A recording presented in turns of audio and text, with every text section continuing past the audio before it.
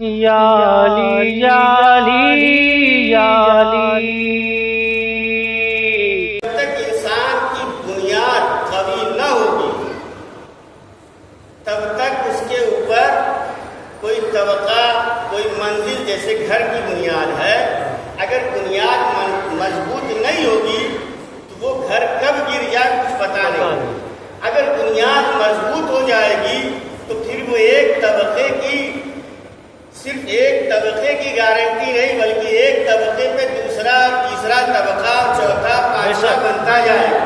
اس کا مطلب یہ کہ ایمان جو اس کی بنیاد ہے اگر وہ قوی ہوگی تو ایمان بھی مکمل ہوگا اور درجات بھی ملتے جائیں گے۔ ایک درود پڑھیں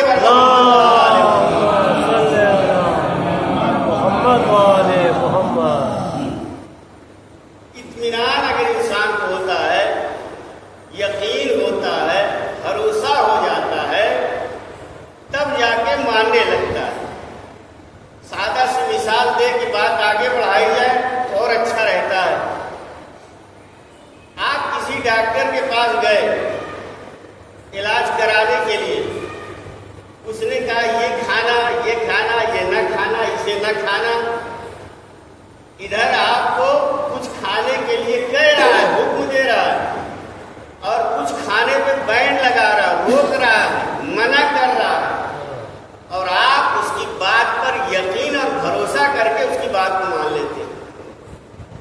ہر انسان کا یہ طریقہ ہے۔ کیوں؟ اس لیے کہ آپ اسے اس چیز کا متخصص اور اسپیشلسٹ مان رہے ہیں کہ وہ جان رہا ہے اس وقت ہمارے لیے کون سی چیز بہتر ہے، کون سی چیز فائدے مند ہے اور کون سی چیز نقصان دہ ہے۔ اس لیے وہ کچھ چیزوں کو حکم دے رہا ہے انجام دینے کے لیے، کھانے کے لیے، کچھ چیز سے روک رہا ہے۔ اس کی بات پر بھروسہ کر کے انسان اس پر عمل کرتا ہے۔ امیر المومنین کی حدیث ہے اور چوتھے امام سے بھی یہ نقل ہے، تعجب ہے ایسے شخص پر جو مشکوک غذا کو اپنی بیماری سے بچنے کے لیے، جسم کو بچانے کے لیے مشکوک غذا سے پرہیز کرتا ہے لیکن گناہ سے دور نہیں ہوتا۔ بے شک سبحان اللہ۔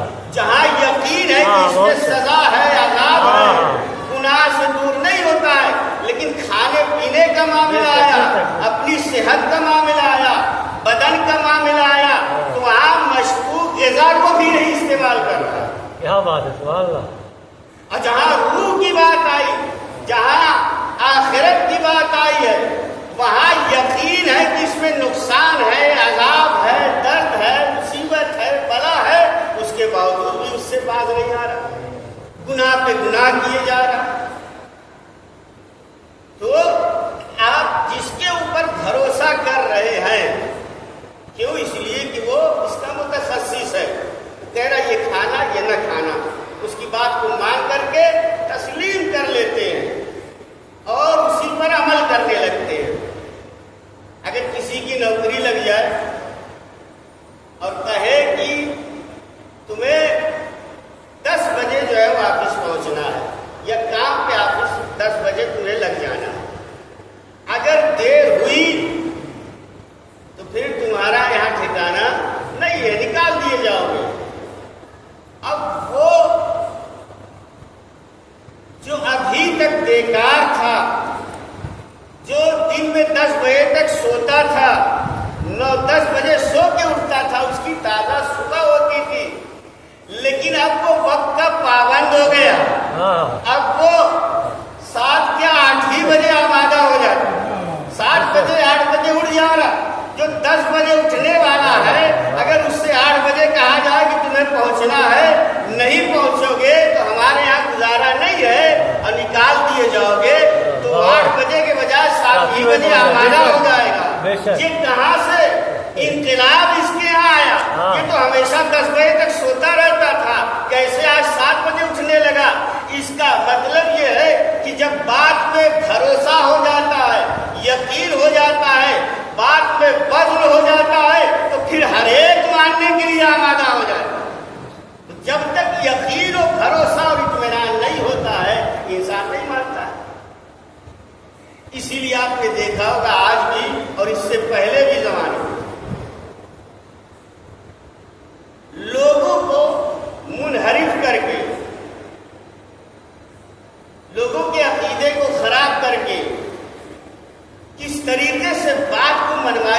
ہے اور یقین دلایا جاتا ہے، بھروسہ دلایا جاتا ہے۔ آپ نے دیکھا، بارہا سنتے رہتے کہ فلاں امام باڑے میں بم بلاسٹ ہو گیا، خودکش بم باندھ کر کے کوئی چلا گیا، سنتے ہی رہتے کبھی نہ کبھی یہ خبروں میں آ جاتا ہے، ہم تک خبر پہنچ جاتی ہے ہم لوگ تک۔ یہ انسان جو اپنے کو اللہ والا کہہ رہا ہے، اس کے یہاں انحراف پایا گیا، تب یہ حرکت کرنے پر آمادہ ہوا، اس کو یقین دلایا گیا، بھروسہ دلایا گیا کہ تم یہ کام کرو تو تمہیں مقام ملے گا، مرتبہ ملے گا، جنت ملے گی، وغیرہ وغیرہ۔ جب اس کا دماغ میں یہ ساری چیزیں بھر دی جاتی ہے، یا عام اصطلاح میں جو استعمال کیا جاتا ہے برین واش کر دیا جاتا ہے اس طریقے سے، اور صرف یہی بات بٹھا دی جاتی ہے کہ تم یہ کام کر لو، باقی کسی چیز کی زحمت کرنے کی ضرورت ہی نہیں۔ زندگی طولانی ہے، کب تک نماز روزہ کرو، کتنے چکر مارو گے، یہ کر لو، جنت بھی مل جائے، وہاں مرتبہ بھی مل جائے گا، مقام۔ جب اس کو یقین ہو جاتا ہے تو پھر وہ اپنی جان کو گنوانے پر آمادہ ہو جاتا ہے، وہ ہلاکت کے لیے آمادہ ہو جاتا ہے۔ یہ انحراف ہے۔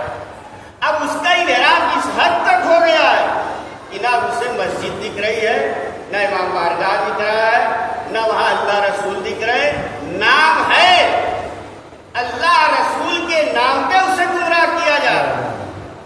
جتنی بھی گمراہیاں آئی ہیں سب اللہ رسول اور مولا کے نام ہی پر آتی ہیں، تو الگ سے کوئی کافر نہیں آتا ہے، کافر کی بات ایسے ہی جھٹلا دی جائے، نہیں مانا جائے گا۔ لیکن جب دین کے لباس میں آئے گا تو ایک دو چار تو اس کے پیچھے ہو ہی لیں گے، ہو جائیں گے۔ دین کے لباس میں اگر کوئی آئے، دین کا لباس اوڑھ کر کے آ جائے تو انسان کو یقین اور بھروسہ ہونے لگا، کچھ نہ کچھ افراد اس کے ساتھ ہو جاتے۔ آج بھی یہی ہو رہا۔ آسان طریقے سے دوسری مثال دے دوں کہ آج لباس کو ہی علم سمجھ لیا گیا ہے، لباس کو علم، جیسا کہ سفیر صاحب نے بیان، لباس کو علم سمجھ گیا۔ پہلے امامہ ابا قبا یہ ایک علم کی علامت تھی کہ جو عالم ہوگا، پڑھا لکھا ہوگا، جو حوضے میں، بڑے حوضے میں قوم یا نجف یا کربلا یا مشہد کہیں جا کر کے پڑھے گا بڑے حوضے میں، تو اس کے بعد یہ لباس اس کے بدن پہ آتا ہے نا۔ جہاں پڑھا لکھا ہے تو شیروانی ہے، ٹوپی، لیکن کم از کم یہ لباس علم کا لباس سمجھا جاتا ہے۔ جیسے ڈاکٹر کا ایک لباس ہے، ڈاکٹر کا لباس ہے، یا کوئی جو ہے وکیل ہے، اس کا ایک لباس ہے۔ محمد تو سب کے اپنے اپنے لباس ہے، کسی کا کوٹ ہے، کسی کا کالا ہے، کسی کا سفید ہے، کسی کا امامہ، کسی کا قبا، کسی ٹوپی، سر وغیرہ وغیرہ، یہ سب علامتیں ہیں۔ علامت سے انسان سمجھ جاتا تھا کہ ہاں یہ پڑھا لکھا ہے، اس کا اسپیشلسٹ ہے، اس کا متخصص ہے، انسان اسی اعتبار سے۔ لیکن اگر ہر ایک امامہ قبا لگانے لگے، اور آج ہو رہا ہے، اب بھی ہو رہا ہے، پڑھا لکھا نہیں ہے، لباس پہن لیا، مومنین یہ سمجھے کہ اس کے پاس علم ہو گیا، تو اب علم کا معیار لباس بن گیا۔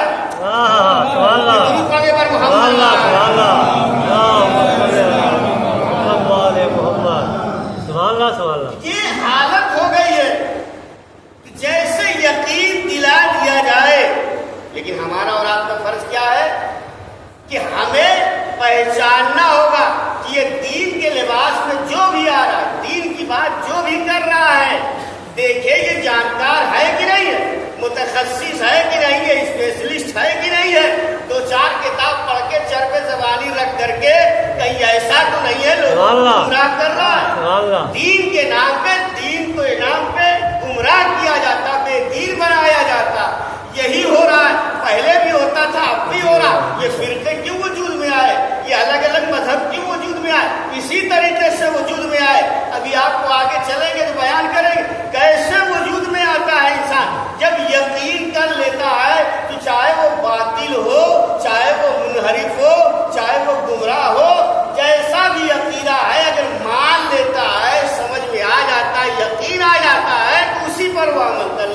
ईमान नहीं किया, यही हो रहा।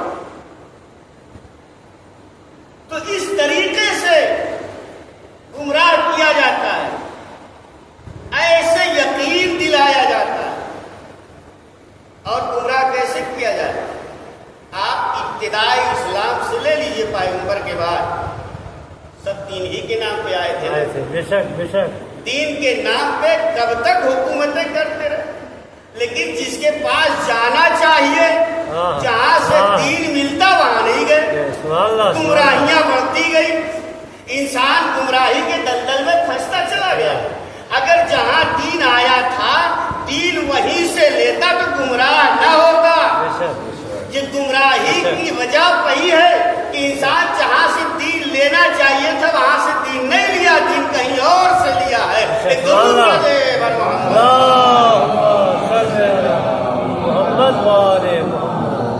जहां से लेना चाहिए वहां से नहीं। गुमराह कैसे किया? माविया ने क्या किया था? माविया ने कुरान का इनकार नहीं किया था, उसका बेटा यजीद वलीद ने इनकार कर दिया था, लेकिन माविया ने इनकार नहीं किया था। बज़ाहिर कुरान पढ़ने को मना नहीं किया था। ये कैसे गुमराह कर? कुरान को बज़ाहिर उसने मना नहीं किया था, लेकिन क्या किया? उसकी तफसीर के लिए, माने और मतलब के लिए मना कर दिया। उसकी मानी या तफसीर कोई बयान नहीं करेगा। इब्न अब्बास पूछते हैं कि लोग कुरान समझना चाह रहे हैं, कहाँ समझेंगे? अगर तफसीर बयान नहीं होगी तो कहाँ से समझेंगे? कहता क्या है कि कुरान समझने के लिए, उसके माने समझने के लिए, तफसीर के लिए हमने मना नहीं किया, लेकिन कहीं और से न ले, हमारे यहाँ से ले। क्या बात है भाई, यही इतना कहीं और न जाए, किसी और से न ले, हमारे यहाँ से ले, हमारे पास आए। भाई इतना सा काम है, मना नहीं किया।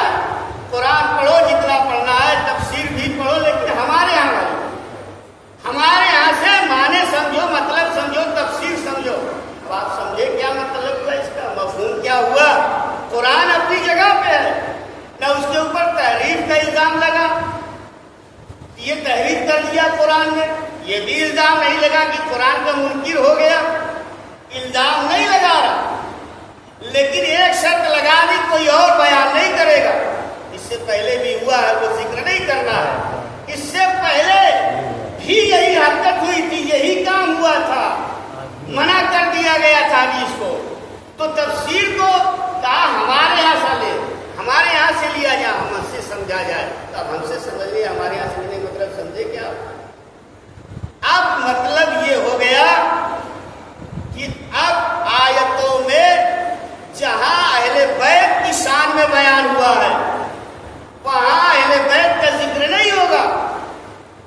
वहां इतने माने बयान कर दिए जाएंगे कि लोग उसी में उलझ करके रह जाए, उसी में बहस मुबाहिसा करके रह जाए और हकीकत तक उनकी रसाई न होने पाए। अब मतलब ये हुआ, उसका मफहूम ये था कि इन्नमा युरीदुल्लाहु लियुज़हिबा अन्कुम रिसालल बैत। यहाँ अहले बैत से मुराद पंजतन को जिक्र न करके दूसरों का भी जिक्र कर दिया, अज़वाज का भी जिक्र कर दिया और भी खानदान के लोगों को जिक्र कर दिया। ये काम कर दिया। या दूसरी आयत अतीउल्लाह व अतीउर रसूल व उलिल अम्र मिनकुम, तफसीर हो रही है, यहाँ पे इताअत करो अल्लाह के रसूल की और उलुल अम्र की। तो उलुल अम्र से मुराद कौन है? दसियों माने बयान कर दिए, जो असल माने उसे बयान नहीं किया। उलुल अम्र से मुराद अहले बैत है, ये जिक्र नहीं किया। हाकिम है, काजी है, पता नहीं, और सिपह सालार है, वगैरह वगैरह बयान कर दिया। अब इसका मफहूम ये हुआ कि वो अपनी हुकूमत को भी, अपने हुक्म को भी लोगों को मुती बना रहा है अपना। एक तरफ जब ये कह दिया कि अतीउल्लाह व अतीउर रसूल उलुल अम्र है, तो उलुल अम्र में हाकिम भी शुमार हो गया। तो हाकिम शुमार होने का मतलब क्या हुआ कि अब उसकी माफिया की भी इताअत वाजिब हो गई। तो यही तो हुआ, हर हाकिम की इताअत जरूरी हो गई, हर काजी की इताअत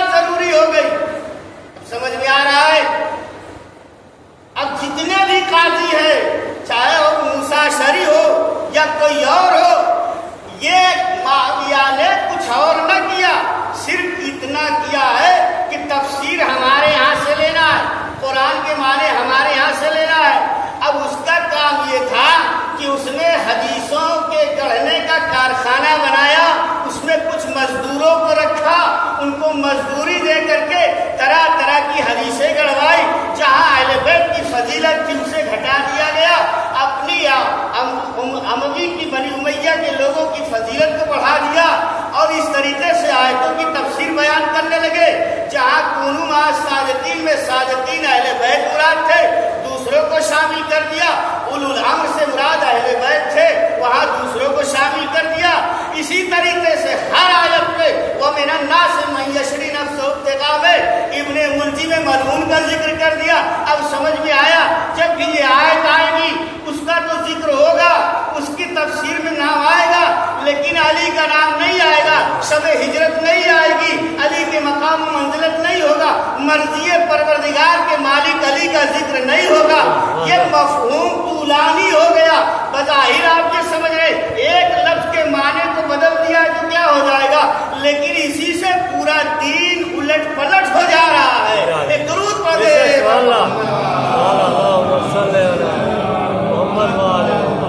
بے شک سوال ہاں.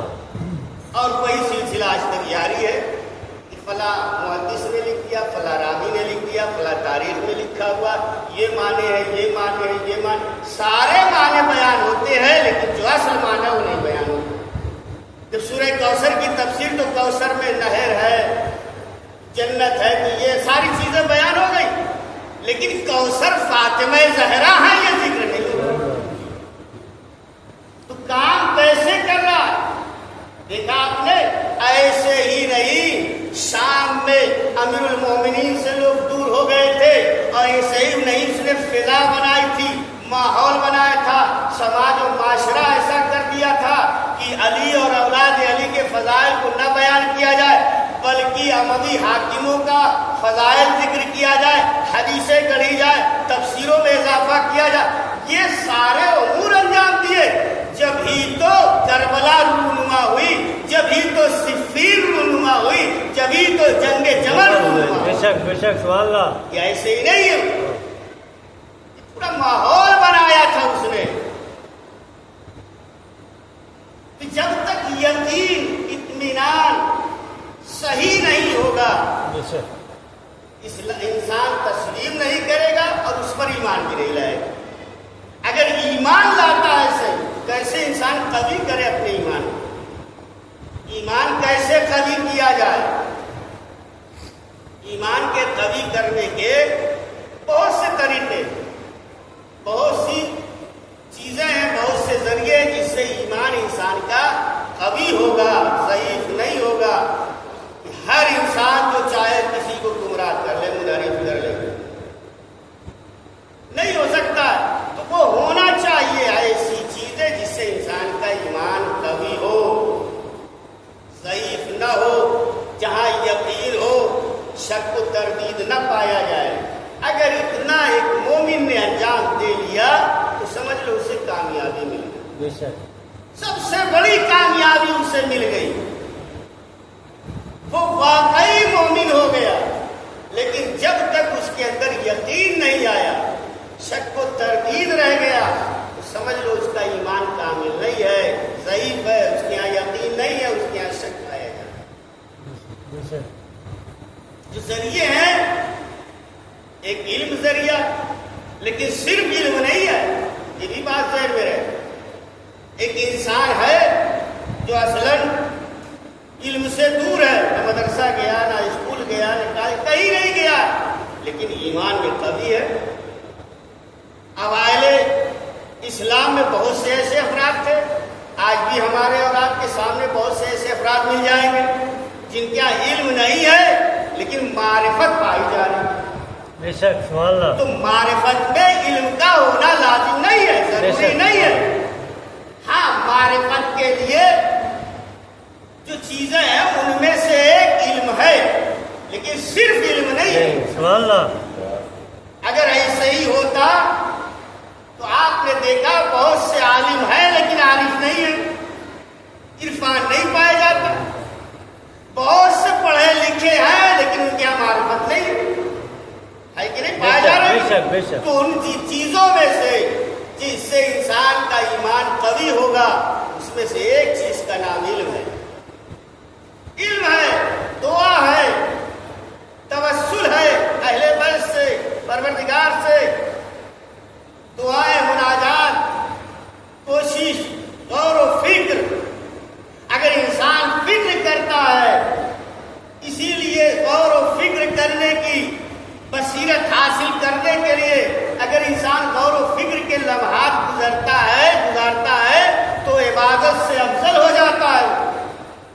اگر انسان صحیح غور و فکر کر رہا ہے تو کبھی کبھی سال ہر سال کی عبادت سے بہتر ہو جاتا ہے. یہ سوچنا، غور و فکر کرنا، رات میں بیدار ہو کر کے انسان کو کمال کی منزل تک پہنچا دیتا ہے. ممکن ہے کہ انسان زندگی بھر علم حاصل کیا، وہ معرفت حاصل نہیں ہوئی، وہ بصیرت حاصل نہیں ہوئی، لیکن ایک شب اس نے تدبر اور غور و فکر میں گزارا ہے اور اسے معرفت حاصل. کیا بات، سبحان اللہ سبحان اللہ. ایک شب میں انسان منقلب ہو جاتا ہے، بدل جاتا ہے. ارے ہمارے اور آپ کے سامنے تو مجلسیں سن کے ذہن میں بیٹھا ہوا، ایک شب میں حر کو بدل دیا ہے غور و فکر.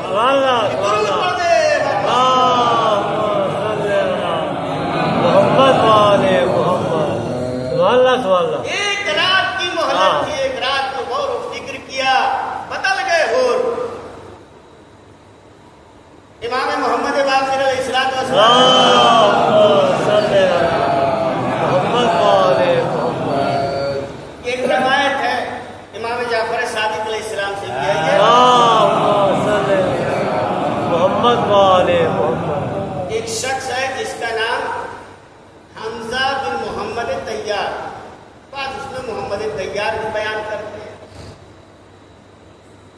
وہ پانچویں امام کے زمانے میں بہت سے فرقے وجود میں آئے تھے، اور وہ چھٹے امام کے زمانے اور آٹھویں امام کے زمانے تک رہے. سلسلے کچھ ختم ہو گئے، کچھ رہے. اب یہ شک و تردید میں ہو گئے، کس کو صحیح مانا جائے، کس کی تائید کیا جائے، کس پر یقین کیا جائے تاکہ اسی پہ ایمان لائے اور ہمارا ایمان مکمل ہو. پریشان، حیران، کیا کرے، مشکل میں گرفتار. رات بھر اس نے جو ہے اسی میں بسر کر دیا، شب بیداری کی اس نے، لیکن کیسی؟ رات بھر بیدار جو رہا وہ کس میں کیا؟ اس نے غور و فکر میں، تدبر میں سوچتا رہا. یہ تو سی چیز ہے، دعا کرتا رہا، توسل کیا، دعا کرتے کرتے پوری رات گزار دی، یہاں تک کہ صبح ہو گئی. اب صبح ہوئی تو کسی نے دروازے پہ دق الباب کیا. دروازہ کھولا تو ایک شخص ہے جو کہتا ہے کہ تمہیں پانچویں امام محمد باقر علیہ السلام تم سے کوئی کام ہے، بلایا ہے تمہیں. اب دیکھ رہے دعا کا اثر یہ ہے، جو کئی گھنٹے اور مہینوں صرف کرتا نتیجے تک پہنچنے کے لیے، ایک دعا کے ذریعے سے اور ایک شب میں بیدار ہو کر کے غور و فکر کیا، دعا کیا، توسل کیا، نتیجے تک پہنچ گیا. اس زمانے میں بہت سے فرقے تھے، جیسے زیدیہ تھا. زیدیہ ایک فرقہ آج بھی ہے، لیکن وہ زیدیہ دوسرے فرقے تھے. وہ چوتھے امام کے بیٹے جناب زید کو امام مان لیے تھے، تو وہ زیدیہ ہو. بعد میں وہ لوگ توبہ کیے اور پھر امام کو ہی مانا پانچویں امام. تو زیدیہ گروپ تھا. اسی زمانے میں حروریہ کہتے، وہ خوارج ہی تھے. ایک جگہ تھی حروریہ جہاں وہ رہتے تھے، اس لیے خوارج کو وجہ حروریہ کہتے. وہ فرقہ تھا. خوارج آپ سب بہتر جانتے ہیں، وہ بھی فرقہ تھا. مرجیہ تھا. مرجیہ فرقے کے سلسلے میں تفصیل سے میں نے یہیں پہ مجلس میں بیان کیا. ان کا خلاصہ یہ ہے، بس نیت پاک ہونا چاہیے. ایمان کو مقدم جانتے ہیں. بس انسان قلبی اعتبار سے زبان سے اگر ایمان لا رہا ہے تو کافی ہے. اعمال وہ چاہے جو کرے, کسی کا قتل کر دے تب بھی کوئی بات نہیں, کوئی اور بڑا گناہ کر لے گناہ کبیرہ تب بھی کوئی بات نہیں.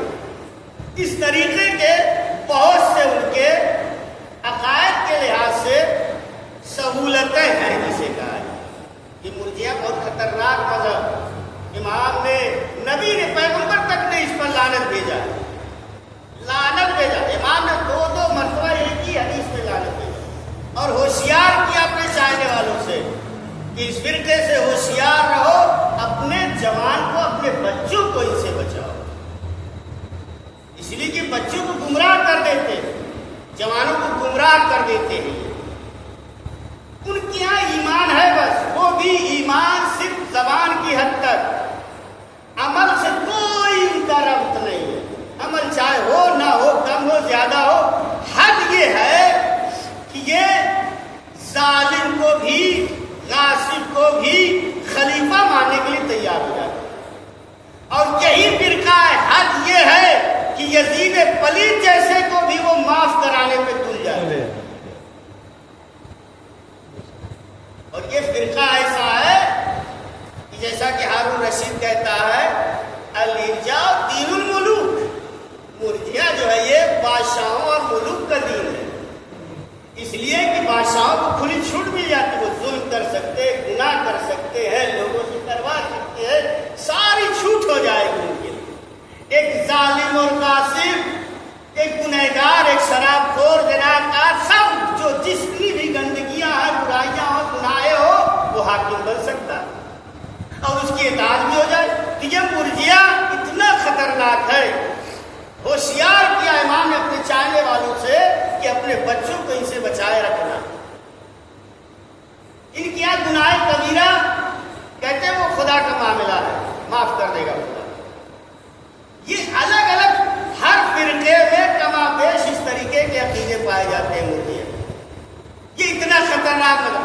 تو اسی طریقے سے اور بھی مذہب تھے اور فرقے تھے, قدریہ تھا وغیرہ وغیرہ, سب کو چھوڑتے تھے.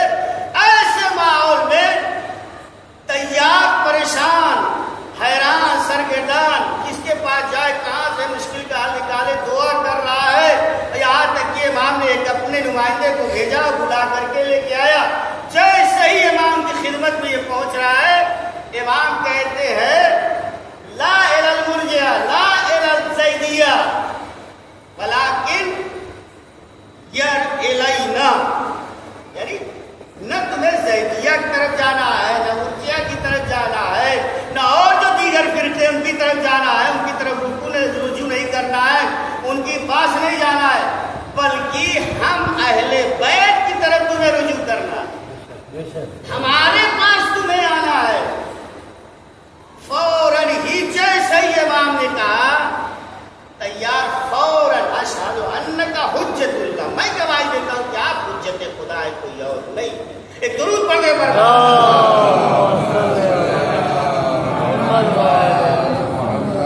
اس کا شک کوئی بدل گیا یقین میں. ابھی تک پریشان تھا, مشکل میں گرفتار تھا, حیران تھا, کیا کریں گے. یقین ہو گیا یہی امام برحق ہے, اور اس نے اعلان بھی کیا کہ آپ ہی حجت خدا ہے, کوئی اور نہیں ہے. امام اس کے بعد دیکھیے, امام نے اس کو شک و شبہے سے, تردید سے, تحیر و حیران و سرگردانی سے ایسے نکالا کہ امام صادق علیہ السلام کے زمانے میں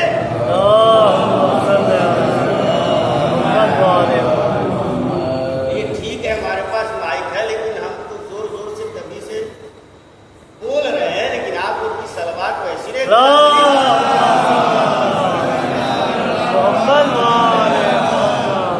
بس یہی بات تمام کر کے تمام کرتے ختم کرتے انشاءاللہ. ایک اور صلوات پڑھنے پر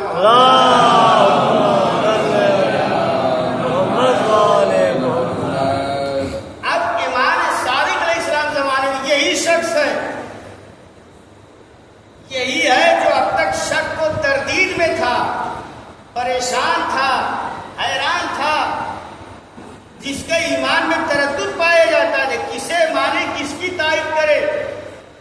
اب شام کا رہنے والا شخص آ رہا ہے، وہ سوال کر رہا ہے مناظرے کے طور پر۔ امام انہی کی طرف کہہ رہے ان سے پوچھ لو۔ امام موجود ہے، لیکن کرے اہل بیت پر آنے کے بعد اب اس کی تربیت ایسی ہو گئی ہے کہ امام بجائے یہ کہ خود بتائے، اس کی طرف بھیج رہے ہیں آنے والے۔ اتنا کامل ہو گیا، اتنا مکمل ہو، ایسا یقین ہو گیا ہے کہ اب امام کے پاس کوئی سوال کرنے آ رہا ہے تو امام اس کے پاس بھیج رہے ہیں۔ ایک درود پڑھ دے۔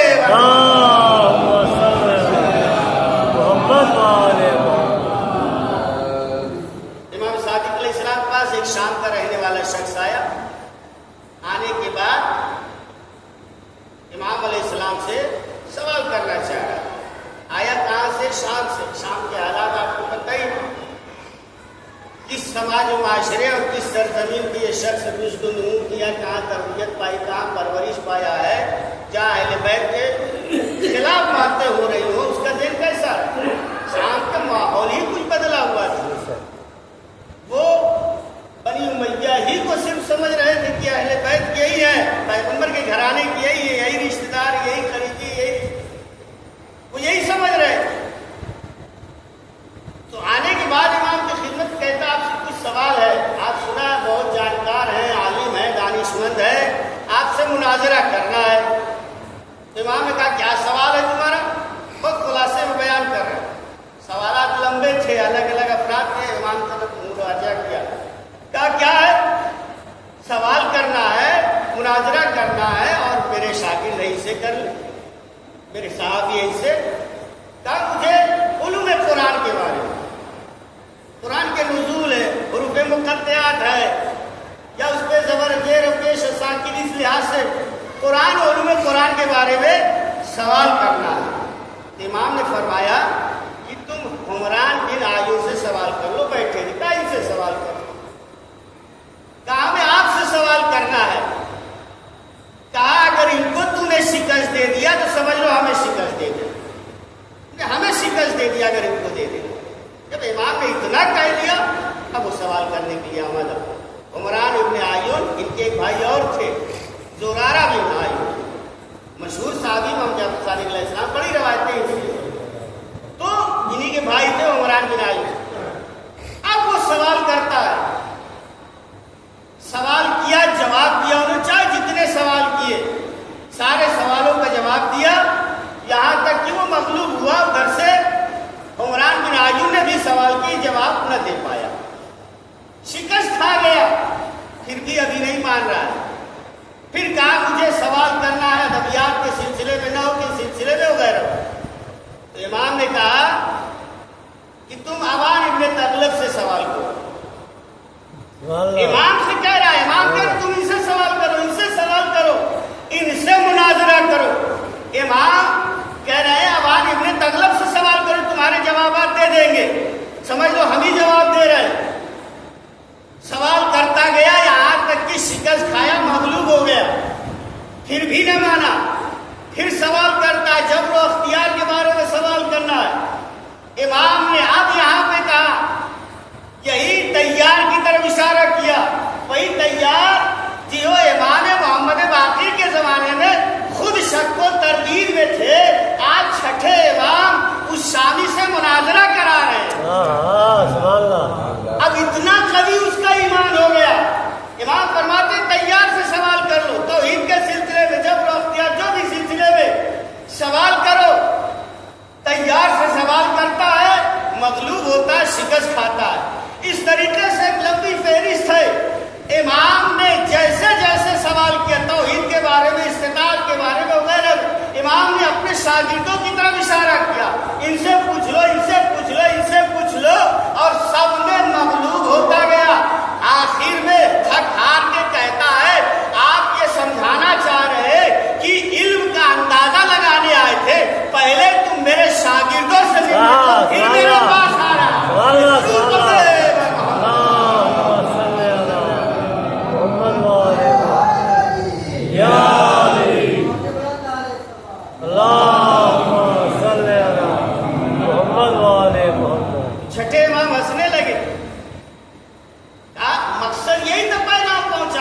امام کا کہ دیکھو میرے شاگرد ایسے ہیں. علم کا معیار امام بتلانا چاہ رہے تھے. امام کی سیرت یہ تھی.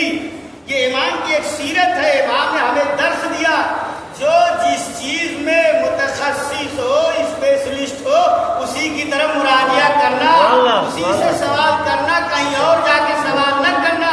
امام چاہتے تو خود جواب دے دیتے اور بہتر جواب دیتے.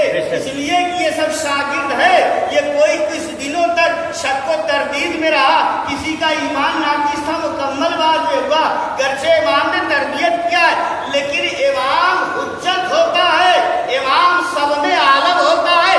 لیکن امام سیرت دے رہے ہیں, پہچانوا رہے ہیں ہمیں درس دے رہے ہیں کہ دیکھو جو جس لائن کا ہے, جس سبجیکٹ کا ہے, جس موضوع کا ہے, اسی کی طرف جانا, اسی سے پوچھنا, اسی کی طرف مراجعہ کرنا, تب تمہیں صحیح راستہ ملے گا. ایک درود پڑھتے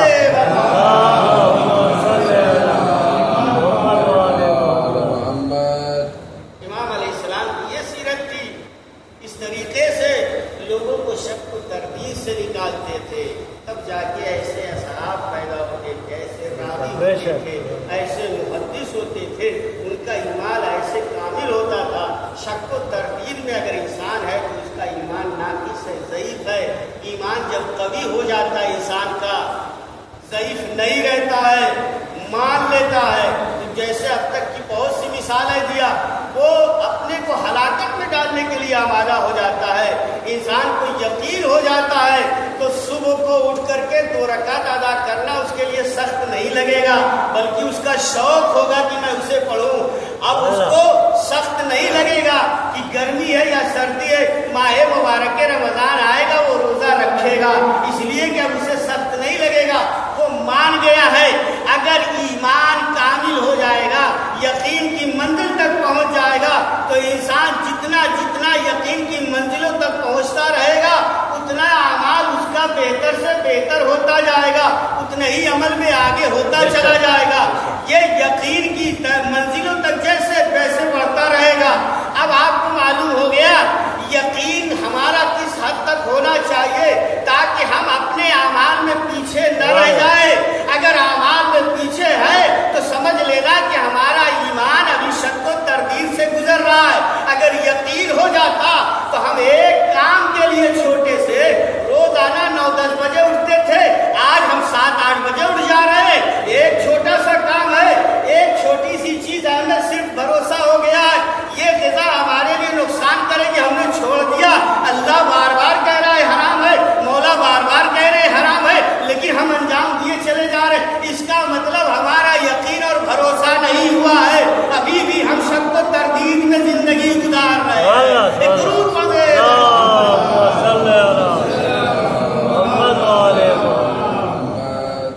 تردید سے نکلنا چاہیے, یقین کی منزل تک آنا چاہیے. ہم اور آپ اس کو ماننے والے ہیں جس کے یقین کا عالم یہ تھا کہ لو کش بلغتا مصدق تو یقینا, علی کے سامنے سارے حجابات ہٹا لیا جائے تب بھی اس کے یقین میں اضافہ نہیں ہو. ہم اتنا ہی یقین نہیں رکھ سکتے. ایسے ماننے والے ایام ازا چل رہے, بات تمام کیا, 40 بھی گزر گیا. یہ قافلہ جو لٹا ہوا قافلہ جب قید سے اسے رہائی ملی ہے, قید سے رہائی ملنے کے بعد دکھیاری بہن نے بس ایک ہی سوال کیا تھا, میرے لال سجاد جا کے کہہ دو ہمیں کربلا کی طرف سے لے چلنا, پہلے کربلا جائیں گے. کربلا 40 میں پہنچی. ایک بہن ہے جو اپنے بھائی کا چہلم منانے سفر میں پہنچی 20 کو, اور چہلم منا کے اب مدینے کی طرف جا رہے. یہ دکھیاری بہن جو پورے قافلے ستم دیدہ, جن پر مصائب کے پہاڑ توڑ دیے گئے, جن پر اتنی مصیبتیں ہوئیں. زیارت نائیہ میں امام زمانہ جہاں مولا حسین کو سلام کر رہے ہیں, زیارت نائیہ کا کبھی وقت ملے تو ترجمہ پڑھیے گا کہ وقت کا امام کیسے تڑپ رہا ہے اپنے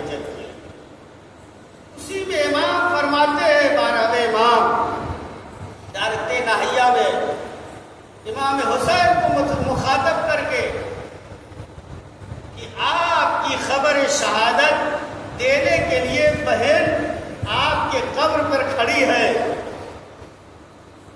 ایک نواسے کی خبر شہادت دینے کے لیے لوگ کھڑے ہوئے ہیں اور عالم یہ ہے کہ ان کی آنکھوں میں آنسو ہے, تڑپ رہے ہیں, مصائب دیکھے ہیں, وہ خبر سنا رہے ہیں.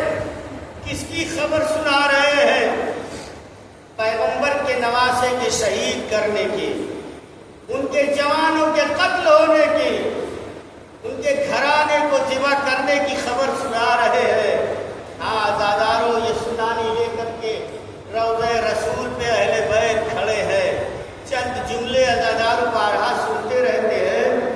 یہ ستم دیدہ قافلہ جو مصائبوں کو برداشت کر کے اپنے وطن پلٹا. جب انسان اب کوئی مصیبت ہوتی ہے, اپنوں کو کھو دیتا ہے, تو جیسے جیسے اپنے قریبیوں سے ملتا رہتا ہے